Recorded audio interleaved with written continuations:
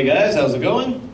Delayed response here in the corner, thanks. Hey guys, I'm always happy to go out somewhere where I don't have to go through a security checkpoint to get through the place. You guys know way too much about this. I'm always the guy that gets picked out of the line. Now, I'll admit, I look suspect. The last time this happened, I was going to a concert. I smoked a joint in the car. I had a couple pre-drinks. I look suspect. And the security guard picks me out of the line and goes, "Do I got permission to search you?" It's the perfect way to get past it. I just whipped my jacket open, and I stood like this. And I was like, "No permission needed." It barely touched me, I went right through. I'm a big camping guy too. You guys like camping, yeah? Yeah, I love camping. I love going camping a little bit more with the boys though than with the family. Like the family's all well and good, but anytime you get a group of guys together, there's always, you know, a little bit more drinking going on, a little bit more fun, but there's always one guy out of the group ends up drinking too much around the fire, ends up doing something he'll like regret for a while.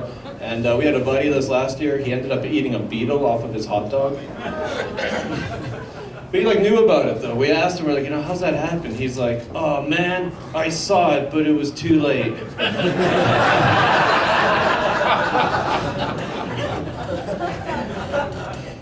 I don't know what would go through his mind, or I have like a slow motion replay of the whole situation. Like he's around the fire, he's sitting there, he's distracted, he's talking, it's here, and he's like, "Oh shit."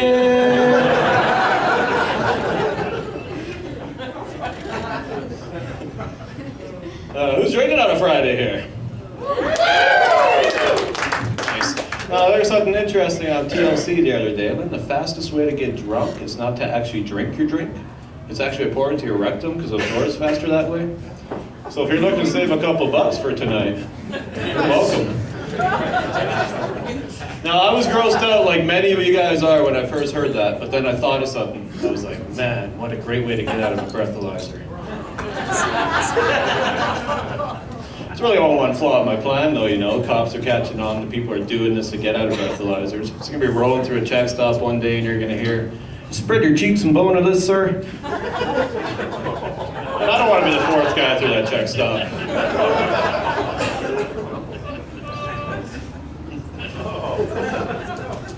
I'll let that soak in for a second.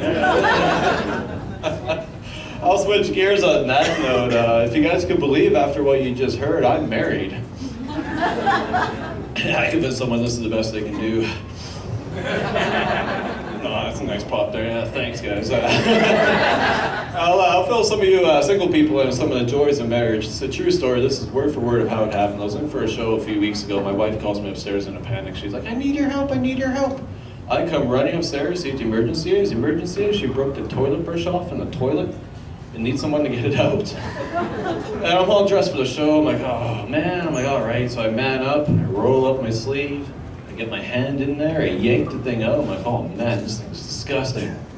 And she goes, "Yeah, remind me not to let you touch me with those hands later." So you know what my first thought was as a married guy? Was, yes. No foreplay.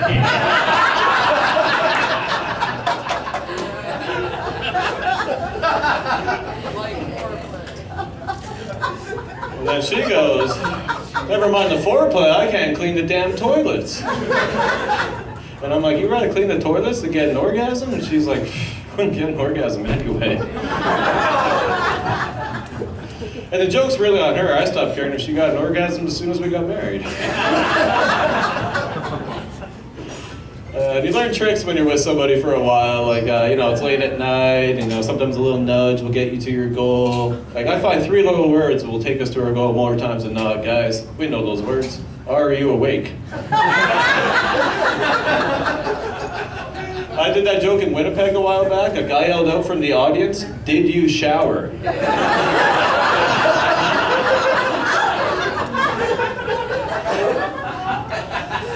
Cultural differences, eh? And I got kids too. I got 2 kids, and my oldest is 16, and she's a girl. So drinks are more than welcome up at the stage anytime. Even though I'm a young parent, I can relate good to a 16-year-old girl. We still get in our arguments. Like 16-year-old girls are absolutely unreasonable. Like I'm sure you remember doing this kind of shit to your dad when you were 16.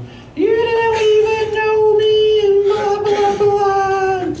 I I called her out on it the other day. I'm like, I don't even know you. I'm like, that's a load of shit. I'm like, I carried you home the day you were born from the hospital.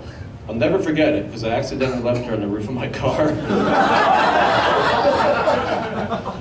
I was about to drive away and I heard this little voice go, "Stop, you're forgetting me."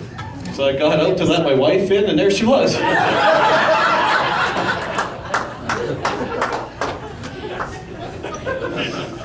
True story. And my other kid, he just turned 3 not long ago, and we're just getting out of the baby talk phase with him. Like anytime you got a toddler, you got to be very animated to keep their attention. So you develop like baby talk, like nappies and sleepies and burpees and all that kind of stuff. And I found it was really infectious. It was creeping its way into my adult conversations. I went out with my wife for a friend's birthday. We had a great time, but our friend ended up drinking a little too much at the bar and ended up getting sick. And I could see her just yakking her guts out in the corner of the bar. And I turned to the table. I'm like, blah, pukies. I'll leave you guys with some fatherly advice. Babies are not that hard to figure out. You can pretty much get them to do whatever you want as long as you make it fun. Like if they don't want to eat, you turn that spoon into an airplane and they'll eat. I wish my wife could come up in the same type of way. You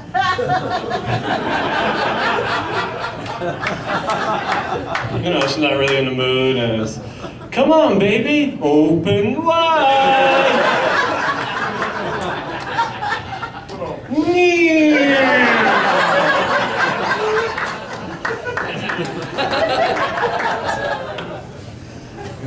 Gets all excited and claps her hands.